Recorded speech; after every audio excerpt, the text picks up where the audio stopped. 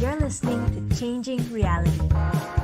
Changing Reality, where we bend reality all across the world. Only on WQHS Radio. So hi everyone and welcome to another episode of Changing Reality. Welcome one, welcome all. If this is your first time tuning into the show, where have you been all this time? Don't you know that this is the place to be? And if you are a returning member of our audience, as always, thank you so much for joining in. We appreciate each and every single minute that you spend listening to the stories we have here on Changing Reality. So if you are new, Changing Reality is essentially a show where we interview phenomenal people from all walks of life who are in essence changing their own reality. And through this show, we have the unique opportunity to not only hang out and interview these people, but hear the stories of brilliant individuals from social change makers, entrepreneurs, business owners, industry leaders, to even artists, musicians, and inspiring individuals from all across the world with mind-blowing stories that hopefully will teach us a thing or two to shorten our own learning curves and help us pick out little nuggets of wisdom that we can use in our own paths to success. And this is a show that I'm very passionate about and that I wanted to do simply because I felt like there are a lot of people out there who make waves in the lives of those around them. And I'm passionate about hearing those stories and bringing them out there to the world because I believe that stories is what keeps this world turning. And it's the reason all of us are not only inspired, but have the information, the knowledge, the lessons that we need to actually go after the dreams that we want. And stories have been something that has been so instrumental to my life that has literally changed the person I am today. As a little backstory, my name is Harsha and I'm your host for Changing Reality. I actually founded and started my own social enterprise called Ascendance that began back at home in Malaysia, where I'm from, but today has gone on to not only collaborate with our Malaysian Ministry of Education, but works with 26 different countries to provide an alternative education platform for any student who wants to change their reality. So we work with students from elementary all the way up to college through various sessions, programs, experiential learning activities, and projects that help them discover about themselves, learn about themselves and the world around them, figure out their passion, and actually start and launch their own careers while they're still in school. So we work with roughly about, I think we've impacted 50,000 students in the last 8 years that we've been running, over 1,000 communities, and have been fortunate to incubate countless number of student-run projects and social enterprises run by students as young as 8 to 25 years old.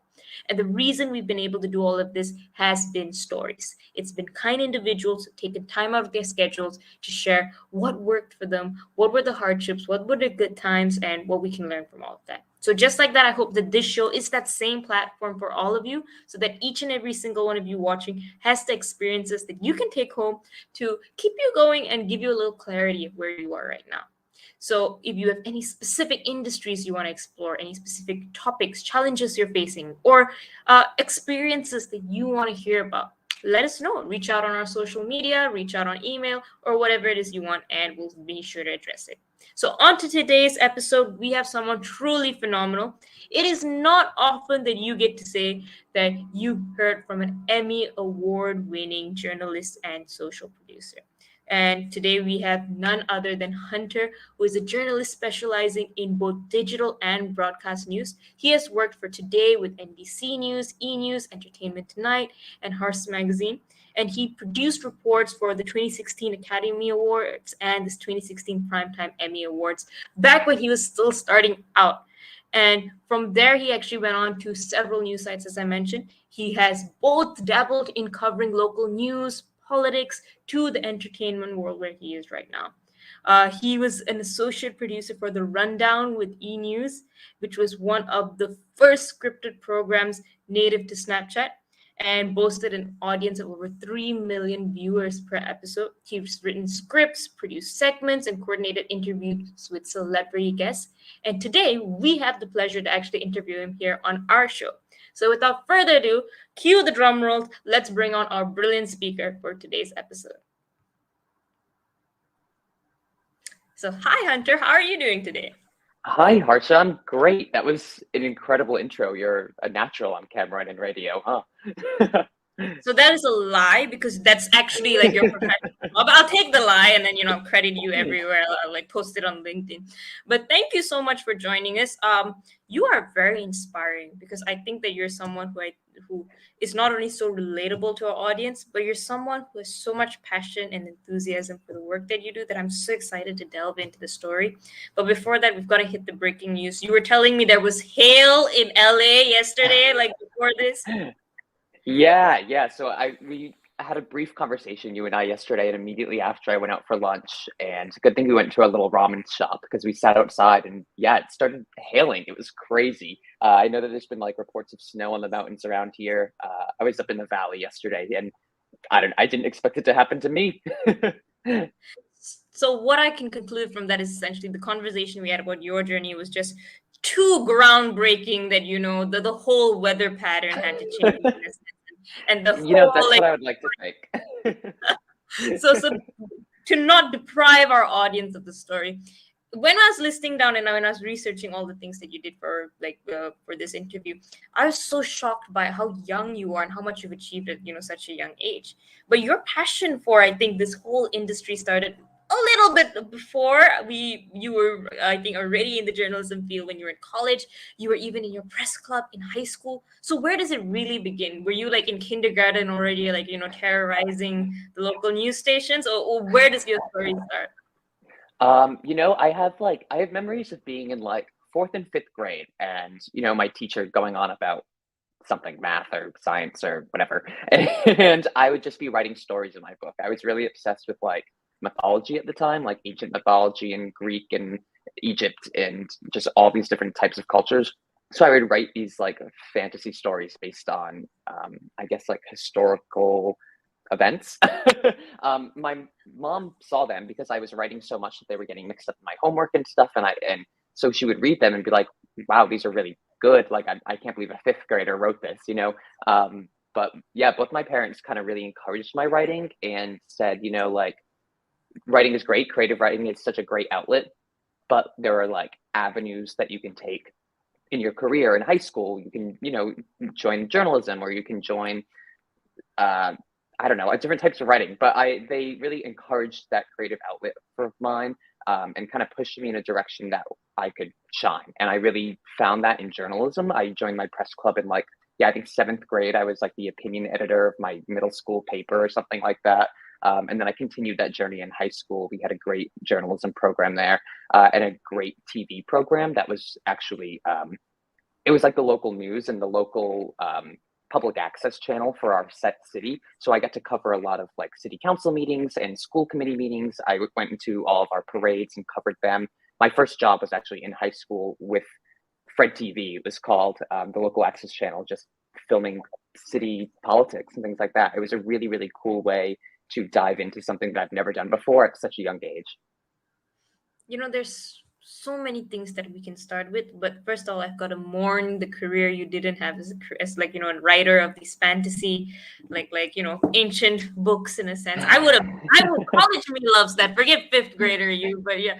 So moving on to happier tidings, like obviously your mom was right, and you are amazing in this career, but I thought we can flash back a little bit and we can talk a little bit about some of the early stuff that you did, in a sense. So let's start off here, in a sense. Tell me about this. What's happening? Yeah, so I was in college then, and I went to Emerson in Boston, and I worked for WEBN, which is the local news station there that's run out of Emerson. Um, that must have been probably my sophomore or junior year, and I was covering, I think it was a stabbing that day. My background was in hard news, so it was a lot of, covering local politics. I remember one of the first big stories that I did was the mayoral race of Boston, which is just very cool to cover as a freshman in college. But I think, yeah, they sent me to like Fenway and a lot of those. I mean, Fenway's a great area, but they sent me throughout the city a lot to cover news like stabbings, robberies, things like that. And I think that's what I was doing that day. I'm gonna put the photo up, and they're like, this kid will be safe from the stabbing and the Yeah, robberies. I remember that man turning the corner, and me and my photog were very nervous for a second, but he was fine. He walked right by. He was a lovely person. Okay, all right. He was just like, camera, like my moment to shine. Okay, I'm gonna Right. go into the rapid fire and be like, okay, tell me about this very professional news setup, tiny you. Okay. Yeah, that was in college as well at Emerson. We were doing some broadcast. We did a lot of like writing our own scripts. I remember my like senior year, I had to come up with my own morning show and produce like a 30-minute morning show I don't think that's what that particular one was, but it was something like that. Just covering local news in Boston, anchoring. Yeah, very cool experience. I haven't done that in a long time. And I'm gonna do one more before I go into like the hard hitting questions, which are nothing for you. Yeah. But okay, no, since this is our theme of the day or the season, or Yeah, this is how I'm feeling today, honestly. It's not, there's no snow mounds out in California right now, thankfully, or where I am at least, but it feels like there should be. I think that was my sophomore year when I was living in Boston. We had like this Arctic tundra. It was over 100 inches of snow one year. And I think that photo was actually taken in like mid-April when there was still snow on the ground and it was unusually cold. I think I was reporting on the unusual weather patterns in 2014. Little did we know that it would just get much worse. well, that could have been a breaking story. College kid. Right. So why I wanted to bring all of this up is that I feel like a lot of our audience now probably is in college or in high school who are trying to dabble in these opportunities. What do you think at that point in time? You study the theory and then you go out and you actually interview. You go out and you actually meet people. What do you think was the most unexpected thing that you learned from actually going out there and recording these segments? What was the thing that caught you off guard at that period in time that you're like, wow, this is much easier or much harder than I ever imagined, in a sense? Yeah, I think the biggest thing that I took away is that, yes, like going up and asking random people on the street if you can talk about their personal views or something is awkward. But once you get past that initial fear and anxiety, most people are willing to say yes, and you're gonna hear the weirdest stuff you've ever heard in your life. Like people. I always say like people think celebrities are crazy, but like everybody is just a little crazy. Like if you go and talk to any random person on the street, they're gonna say some of the most bizarre things you've ever heard in your life. And some of it will be like really cool and insightful, and some of it will just be like, wow, how do you live like this? But that being said, I haven't done man on the street interviews in a while, but now I don't really feel as much anxiety about going and talking to strangers about anything. Hey, can you take this photo of me and my friends? Or like, hey, do you know how to get to the record store from here? Anything like that. It's people are willing to talk to others in public, and I think a lot of people are just afraid to approach others. And I think college especially is a great time to do that because everybody wants to help out a college student, or everybody knows that like if a college student is coming up to them to ask them questions on the street, it's probably for a class. Well, I don't think people have gotten less bizarre in the last few years, but Yeah. definitely like agree with that sentiment. So you've gone on from college student interviewing people on the street today, interviewing celebrities, and literally some of the toughest people I'd argue to, or most fun. I don't know, people to argue like interview out there. How do you like, and this is something that we often dream of, whether man on the street interviews or interviews coordinating these big projects with famous like individuals. And you mentioned a little bit about anxiety. Does that anxiety like is there an expiration date? Do you just wake up one day and say, oh, I feel nothing now? Or what do you think was the process of being able to manage that? And if you still have any anxiety today, or if you're just completely fearless, up to you. No, the anxiety is definitely still there. And I think that in like the mindset that I have is that instead of trying to like not have the anxiety before doing like a big interview or something like that, is just instead of trying to avoid it, just know that everybody feels that same anxiety. Like I interviewed some really cool people the other week. I talked to some of the stars of Ant-Man. I talked to Jessica Biel, who's doing a new show with us. And obviously they've been in this game for a very long time, but I like to think that even they have a little bit of anxiety before they go on a press junket and they're talking to 17 outlets in a day. Because just as I could say something that I don't mean or say something that I think sounds stupid, so could they. And they're if they say it and it sounds stupid, it's going to be all over. So I like to think that no matter how big you are, you still feel those butterflies before something big. And if you don't feel those, then I don't know. I mean, like that's part of the fun. You want to know that like you really care about something enough to be nervous about it. And I don't know, that's always just shows me that like I care enough and this is the right thing to be doing. That's a beautiful insight. I'm going to totally draw the wrong conclusion for this the next time I'm nervous and say, well, the next time I say something stupid, well, famous people would get a lot worse if they said that. That's going to be my motto in life. But it could be worse, right? It could be worse. Yeah, more people could like you, like follow you. But okay, no, I think that's really important in a way. And talking and kind of talking about your journey and moving from being a student in college to out there in the real world. One of the things that a lot of like people I know who worry about all across the world who love this field of media, entertainment, journalism, they have no idea where to get started in a sense. They go, they study, they have lots of fun, and then they're like, what happens next in a sense? And for many of us, like people always say the entertainment or the news industry is just a very kind of tight knit circle that you've got to break into in a sense. And for a lot of like me who have no connections in that, it's like, where do you even start? So where did you start? Sure. Yeah. I think that I got really, really lucky in college for securing my internship at Today. I mean, part of it was luck for sure, and part of it was persistence. I, grew up in a poor city in Massachusetts. I didn't really have any connections, especially in California, especially in the news industry.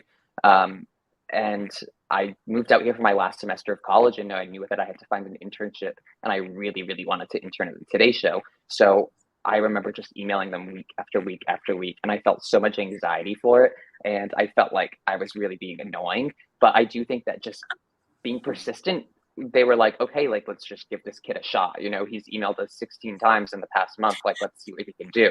I don't think that's like, going to work 100% of the time. Obviously, I've been persistent about other jobs that have not gotten back to me, but I do think that that really helped me get my internship there. And then once I was there, that gave me at least some sort of in with NBC. After my internship ended, after 3 or 4 months, Today Show wasn't hiring at the time, but they're NBC and so is E. So after a while, I was able to kind of switch over and start working for the Rundown at E News, which I think my internship really allowed me to do. What do you think? So, first of all, like the fact that NBC was like, this kid is gold. Like we can't lose him to another network. And I said, you there, show that's hiring, take him in. I'm assuming that's what the thought process was. But, to get that kind of, continuity, you must have done something right in a sense. So tell us a little bit about your internship experience. And what do you think you did differently that made you stand out? Yeah, I think that I had a really, really unique internship experience there because I was interning at the Today Show in 2016 during the election. One of my final weeks there was actually the election day. Um, so it was a No lot better of. day to end. You and half of the government probably would all have Yeah. their last week. But sure. I mean, that internship definitely shaped my career path in a lot of different ways. It gave me a lot of national experience in national news, which was great. But it also, as I was finishing up my internship right before Trump's presidency, I was like, is this what I want to be doing for the next few years? So getting that role at E News really kind of helped me be like, okay, entertainment is definitely like the way that I want to be going right now. I have all these opportunities living in LA. Like, I think this is something that I should do. Journalism is always like my main passion, and I think that I have my whole life to kind of go back to the Todays or like even hard news stuff.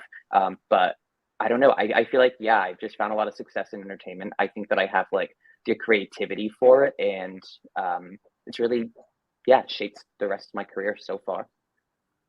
Well, we know now in kind of like looking back that you are really like ridiculously so successful when you were at E News. I think like you wrote and produced some of the episodes for the Rundown, which was their Snapchat show that had up to I think like around 3 million viewers per episode. No easy feat. You conducted some of those celebrity interviews. You wrote some of those stories, and you also managed your kind of 16K like Instagram account. So a lot of responsibility, for the first role, like out of your internship. But before we get into all of that, the question I want to ask is, you kind of have to do a little bit of a kind of gear switch here from going from politics, which I don't think as entertaining as it is the same as celebrities and the world of entertainment. So what was that switch like for you, and what do you think is the thing that we don't see behind the scenes that is so different between writing or producing or working in these two similar in terms of they're both news but completely different, I would say, mediums? Yeah, that's a really good question. I think that the difference was even more exemplified that today's like this syndicated broadcast television show, and I was moving to The Rundown, which was a new show on Snapchat, which was a brand new app at the time. So it was really, really different. And I think the biggest takeaway was just how we told stories was different. I found that while doing while conducting interviews or making questions for our hosts to conduct the interviews or researching stories, a lot of those processes are the same. It's interviewing, I mean, it's researching these people, finding out good questions, making sure these are questions that haven't been asked before. But the storytelling format is very different. With the rundown, we added a lot of quick sops, sound on tapes that we grabbed from pop culture moments or TV shows. Like we knew our audience loved like The Office, for example. So we would take like reaction images essentially and insert them into our story as like comedic periods or comedic exclamation marks here and there. And that was something that I'd never done before. And I think that's something that, the rundown, I think was a huge show for an audience of a certain age. And I think that a lot of influences that the rundown has made its way into other digital media formats at this point. But yeah, it was a very different way of telling stories and a very different way of kind of using new features and in-app features to tell these stories. And that was something I hadn't done before. Something that none of us had really done before because it was so brand new and we all learned so much. I really credit E-News and the rundown especially for kind of giving me that creativity and that know-how to make interview games engaging and fun and different. So talking about, making interview games that are engaging, fun, and different, that is something that, today we see a lot of in a sense. But I think when you were starting out, if Snapchat was new, I don't think it was like all the craze like as it is right now. And you're dealing with celebrities who, as you mentioned, sometimes they have 16, 17, like press interviews in a day. How do you make sure that what you're doing like lands right in the first place, because you don't want like the concept to be slightly off, or the game to like go haywire a little bit? How do you make sure that it lands right, and how do you make sure that you're finding the right the most engaging medium to get the content that you want, that is relevant to the celebrity or the person that you're interviewing? Like, what's the Sure. match? I know you Yeah. said you have attention in the maths and sciences, but I've got to quiz you now to make sure it was all working. I think it adds up to if we're all laughing or having a good time talking about the game or the interview or the concept, then I think the subject is also going to have a good time. I've had so many interviews where people have walked away and been like, wow, that was like my favorite interview of the day, because we kind of took them away from those basic questions that they're getting and kind of flipped the format, So recently we interviewed stars of the show Grownish. And instead of just doing a straight interview with them, I was like, okay, let's play like college red flags. So I gave them a bunch of college scenarios and I said, like, if this person sleeps through their 9 a.m. every day, is that a red flag for you? And we gave them a bunch of situations. There were 3 of them. They got to like talk amongst each other and be like, oh, really? Like, I don't think that's big of a deal. And they laughed and they had fun with each other and they learned new things about each other, and the audience learned new things about them that other outlets weren't considering asking them, because it's so off the cuff and random and funny. And I think that's like the real secret equation, is just kind of getting things that people don't expect and that will get them to kind of lower their guard a little bit. Amazing. So I'm going to put up some shots of you with a nice E-News background. And I guess the question that I also want to ask is, do you have a specific most memorable or most impactful interview for you in a sense? What do you think was it doesn't have to be limited to your time at E-News, but what was the most impactful story, interview, or project that you worked on that left a mark on not anyone else, but left a mark on you? Wow. Yeah, that's a good question. I think there's 2 answers to that. So when I was at my internship, I worked with Ronan Farrow actually a bit for election stuff. And one of the stories that we worked on was basically just polling youth around the country. And we went and talked to different groups of young people about what they thought about the election, what they thought about the candidates, what they thought about certain key moments during the election season that made headlines. And that was still to this day something unlike anything I've done before. I got to learn so many different things and so many different points of view from people around the country, from young people who are my age at the time, and work with somebody who's just like, I mean, Ronan Farrow is one of the most incredible journalists of our time. I think, like I thank God every day that I got that opportunity to work with him. I think that's so cool. contrastingly, another one of my cool interviews, I think, was when we did, um, we interviewed Kendall Jenner at Coachella. And to me, that's Okay, just like you've got the the range. pinnacle. Right. That was like kind of when I was like, okay, like this is cool. Like, like this is the pinnacle of entertainment news. Like, I feel like we're here. I'm doing this. And we played like, it was like Jenga, but I think the Jenga pieces had questions on them that she had to answer, or like it was like truth or dare or something like that. And it was so silly, and we had such a good time. And it was wild. Two very different answers, but that's the dichotomy of life, right? That's life, yeah. You know, one thing that I also wanted to ask, a lot of the content that you do are these, I would say elaborate. I would say elaborate because maybe it's not too elaborate for you. But for me, they're these really elaborate, cool concepts in a way. And again, for your whole career, not just limited to your time, when you were in news. What do you think, like one thing that I notice about you is you also work on the social media aspect of things. So you're also the person who's, fixing or kind of making the content optimized for the audience to engage with it. So when you're doing these elaborate kind of things, it may be a little tough to, or at least for me, to pick out what would be the thing that works best on social media. What snippet or what section or what's the most engaging part? What's the most engaging way that can we edit this in a sense? And that's kind of like the final finishing on the execution of any great idea. How did you learn this skill in a sense, and how do you kind of take good content but package it in the right way that kind of drives engagement? Because you've done that brilliantly in a sense, not only the 3 million viewers, but I think even in like your next few roles as well, that's something you've in every space that you've been handling the social media, there's this boost in kind of engagement. So how do you kind of make that transition between the content itself and what works for the medium? Yeah. So I think that I learned the most about social media and engagement through social media while I was at Entertainment Tonight. I spent most of the past 2 years there. I started in January of 2020, so right before the pandemic. And my job was all basically taking all of Entertainment Tonight's articles and videos, all the videos that we did on the broadcast show, and all of our digital videos and interviews, and I would kind of determine where those should live amongst social media. So let's say we did like a 17-minute interview with Angelina Jolie. If she's talking about her family for 4 minutes, I'll take those 4 minutes and I'll put those on Facebook. And I'll say, like, our Facebook audience loves when she talks about her kids. Like, that's what they want to hear. 4 minutes is a great length of time because we'll get Facebook ads for it and people will watch longer format videos on Facebook. As opposed to Twitter, I'll take a minute. Maybe she's talking about her outfit and I'll put that on Twitter. Or maybe she makes like a funny joke or something that I think will go viral. And I'll say like, okay, this is going to get a lot of retweets. It's only 30 seconds long. Like, it's quick. People will retweet it and spread it. So that goes on Twitter.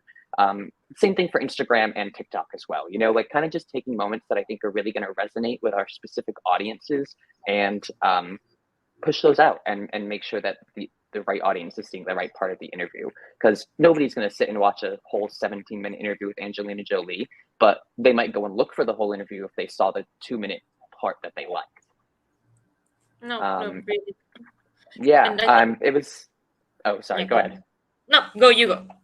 It was different. It was a lot of figuring things out in data and analytics, and that's something that I didn't have a whole ton of experience with before, but I now feel like I understand, like, okay, we're getting this engagement rate is dropping because of this or this, like we can offset that by changing this. And I think just making those little changes makes a big difference. I actually wanted to lead into that in a sense where I think the greatest trick of social media, it's made really like creative and like these out of these world like intelligent like emotionally intelligent people look at data and stats. I think like that's like the biggest trick in the world that they pulled off. But one of the thing about social media is that it's constantly changing, and some as an entrepreneur who is constantly frustrated as algorithms like change what they're looking for and what they prioritize. And with the introduction of new social medias, like almost every year we've got a new craze, like from Snapchat to TikTok to everything that happens so quickly. how do you essentially, and I hate the term market research, but how do you make sure that you're finding the data as quickly as possible in a sense, and that you're reading the room right, or the ritual room right in a sense, and doing it at a pace that you can keep up with not only the news cycle, but also with, the cycle of how fast technology kind of makes these changes? Yeah, it makes it difficult, honestly. I think the first step is recognizing when something isn't working. Um, there's mathematical formulas to figure out like how to make things work better, I think, but there's no formula to tell you what's going to work or what isn't working. You're just gonna have to see with your audience. And I think that the first thing that I do when I get to a new job is guess and check things. I try to put out as much different content as I can. I say like, okay, like fan cams are really working with our audience. Like people love these like funny fan cams that we're making, but they don't like these infographics that we're making. So how can we reassess these infographics and make them something that are going to be more shareable and more engageable? Yeah, things change by a dime. Like I feel like in my current job at Freeform, we were doing um, like still graphics, celebrity still graphics that were working 3 weeks ago, but aren't getting as much engagement as they were then. So now we're kind of just like, okay, like what changed over the past few weeks? How can we make these fresh and different? Is it Instagram's algorithm that's not putting out single posts anymore? Does it need to be a carousel? Or is it because it's not a video, or are people just not liking this content? So it's kind of just trying as many things as you can and seeing what sticks. And I think that's the beauty of social media, that everybody is constantly trying to reinvent themselves. All these brands are constantly trying to figure out how to make themselves stand out amongst a sea of so many others. I think the only way to do that is to check in with your audience and see what they like to see. All right. Very, very, I would say, like, cool, like take on it in a sense. And as I said, I think when you're in entertainment today, you kind of manage their ad integrations for their video content, and I think Facebook revenue alone grew by like 600 over percent due to the work that you were putting in, and all of the love and energy that we can obviously see that went into all of the videos and all of these decisions. I also wanted to talk a little bit about a very interesting like moment in your life, which is when you actually won an Emmy, which is crazy. So I'm gonna start off by Yeah. finding photos, putting them up there. So like, okay, like this is cool. This is the actual award in and of itself, and then I Yes. assume just the victory kind of lap around the red carpet. So before I go into the story, I also wanted to just shock the audience with this, which was when you were, I think, a student reporting about the Emmys. So you went literally to someone who was assigned to cover this, which in and of itself is some people's dreams, to actually winning the Emmy. Tell me a little bit about the story there. What specifically did you win for, in a sense, and what did you feel walking on that red carpet, in a sense, for the second time in a completely different role? Yeah, I mean, it's still the dream to cover the Emmys. I think that that's still so, so cool. Like even though I have one myself, I would still love to be on that hot, sunny red carpet, sweating my butt off. Like it's the best part of the job, I think. Yeah, so I won mine for my time at Entertainment Tonight, social video producing. I like I said, I took all of our videos. Let's say we had like a good digital video, and I would recalibrate it and repackage it for social media. Some of those videos did really, really well on social media and ended up going back onto the broadcast, which the broadcast series, an episode that one of those videos was in, ended up winning a Daytime Emmy for Outstanding Entertainment News Show. So then my name was on that as well. Of course, it was one of, probably 100 people. But just to know that like my work, which wasn't even supposed to be in that episode, it just did so well on social, like that's such a cool, incredibly unbelievable experience for me. It's obviously always been like a dream of mine to win an Emmy. I didn't think it would happen in my 20s. Yep, I think that's crazy. But I'm someone who, someone once told me this thing about luck. They said that luck is when opportunity meets preparation, in a sense. So you've got to make sure that what you're doing day in, day out is, at the best standard and the best that you can give as an individual. And then when the opportunity is right, you get lucky. And I Yeah, think that I makes see that, sense. and I see that, in your story a lot, because, you like consistently do your best. and then when the kind of the timing's right, one of that like lands you like your own Emmy in a sense, which is crazy. So tell me a little bit about, before we see the awards, before like like you actually get to hold the award and walk on the red carpet, there's this grind period in a sense where you're doing, for most of us, similar things every other day, and at times there's no award in sight, there's no immediate kind of like uh recognition in sight. How do you still, or how did you still give your best then, not knowing what the outcome would be? Because you're doing this consistently, you didn't know this is going to be an Emmy award winning thing. But how did Right. you, in that period, you consistently give your best? Hmm. Yeah, I mean, I think I'm lucky enough to just love what I do. I want to give my best because I genuinely love doing it. Like, I love making these videos. I love making people laugh. I love when people compliment my interviews, and especially when people say like, "Oh, that was such a fun interview. Like, that was the best one I've done all day." That makes me feel so happy. Just knowing that I've done my job correctly, even if people don't watch it, at least like the subject wants to come back for more. Yeah, I don't know. I mean, I'm not gonna say that like it comes without downsides. There are plenty of days where I'm like, "Oh, this is awful. Like, I don't want to be doing this. This is like so much red tape, all these excuses. But I think that the best thing to do is just keep going. I'm only what 6, 7, 8 years out of college. Gosh, I don't. But I've moved around jobs quite a few times, which was probably unheard of 10, 20 years ago. Usually, you get out of school and find a job and stick with it. But I think that you're just gonna find your passion. And I loved like pretty much all my jobs I had a great time at. But um, sometimes you just know like, okay, like there's something else out there, and the next thing is going to be even better. How do you know when it's time for you to move from one opportunity to another? Because one thing that I realized with a lot of people is that, we have no like a very little sense of like, is this working, is this not working? And it can be easy to quit out of frustration, but it's not as easy to decide when I'm done growing here and finding the next opportunity to grow. How do you kind of balance that? It's hard to recognize at first, but I think once you recognize it one time, you kind of know like, okay, I've gotten everything I can at this current moment, and I need to kind of do what's better for me in the future.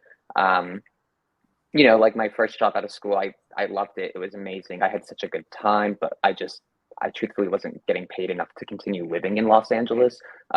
So I was like, this is it. Like, I have to find another opportunity. I will have other opportunities in the future. If you just, as you said, give yourself the opportunity and not have a little luck, but just, really put yourself out there.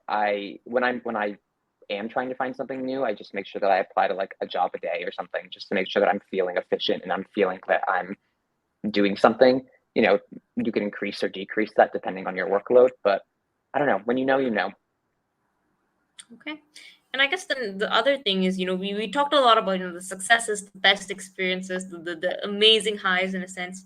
What is, and no, you don't have to name any specific names or anything, but tell us about one of your most or more frustrating experiences, or, times where things didn't go well, or, the interview didn't turn out the way you wanted, or, the piece that you're writing didn't exactly get the reach that, you thought it would in a sense. How do you cope with Hmm. situations like that? Because this is like it's a hard thing, you put your heart and soul into something in the entertainment and media world, and then when it doesn't always come back with the results you want, it can be very heartbreaking. So how do you kind of deal with situations like that? Yeah. Again, it gets easier. I learned quickly in school, even in journalism, that things are going to get turned down all the time. Your editors are going to say no to you a lot. They're going to rewrite things that you really, really liked, and you have to roll with the punches. I've had publicists say that we're crazy for game ideas that we wanted to do with their talent, um, which is just kind of like, when you come up with this cool game and then the publicist is like, no, like absolutely not, he's not doing that. It's disheartening, but you have to realize like, okay, like we all have our own agendas here. We're all just trying to do our jobs. Like, I will live to see another day if we don't play this game, or if we don't get over 1,000 likes or something like that. Like, at the end of the day, we work in entertainment and it's going to be fine. But like even now, like we'll do posts and videos and interviews that just like don't do as well as we should. And it's a learning opportunity for next time. I always just kind of take those as like, okay, like now we know it doesn't work. How can we make this different in the future? Um, Social media, like I said, it's been around for a while, but in a way, it's still so new that everyone is still trying to just, I don't know, it develops and changes all the time. Everyone's just trying to figure out what sticks. And that's different for everybody in every publication. Yeah. I think that's nice. I would say something that makes us all feel a little better the next time our posts don't do well. We know, like, okay, there are actual professionals who also feel this in a sense. They said we got to roll with the punches, right? And I mean, even The Weeknd yesterday posted about his new TV show, and it didn't do well for him. Like, it got way less likes than him posting about his song with Ariana Grande. So, even The Weeknd lives and learns. So, And as we wind down our interview, one thing that I wanted to also talk to you about is you're someone who has, as we kind of discussed earlier, you have quite the range in a sense. You've got the news aspect of what you do, you have the entertainment aspect of what you do in a sense. Where do you think, like, for everyone out there who is trying to find their niche in an industry or their niche in this world out there, how do you know when, like, you found the thing that works the best or resonates the best with you in your experience? my biggest piece of advice, especially for college students, is to just learn as much of your craft as you can. I personally don't love editing. Like, I don't love video editing or editing on like Photoshop, but I can do it. And that has been a huge difference from people who are like, okay, I just write or I just edit. I can kind of like produce, run a camera, edit, do everything from pre-production to post-production. And even if you don't love doing it, just learn it because it's going to impress people. And you don't have to do that as your full-time job. Like I don't video edit every day, but I can in a pinch. And that really, like, especially those technical skills really do make such a big difference. And I wish that everybody kind of knew, like, to be a one-man band, it makes things a lot easier. Okay, very cool. And I guess as we start to kind of end our interview, if you could go back in time in a sense, and if you could, I normally say go back in time to college, but you could go all the way back to, like, I don't know, fourth grade in a sense. When you first had an interest in this world of writing, or this world of media, or this industry in a sense, what would you change, or what would you tell your future or your past self to do differently if you could? And you have to say something. Don't say I wouldn't change anything. Like I'm Yeah. sure you have, but like if you could, if you had to, gun to your head, what would you change? So I think I've worked at all these really, really big, cool companies like NBC, Disney, CBS. Um, and I wish that I had also from the beginning, while I still do all of that, kind of make a little project for me, like a little side hustle, whether that's freelance writing or something else that I can just have my name on. I feel like I give my career to these big companies, and sometimes the big companies don't give their everything back to you. So just try to be independent. Obviously, like there's a lot of benefits to having these companies. I wouldn't have health insurance if I was just like a freelance writer, for example, you know what I mean? But just know that, like, look out for yourself. And if you want to kind of get out there and start doing something different, a little side project, now is always the time.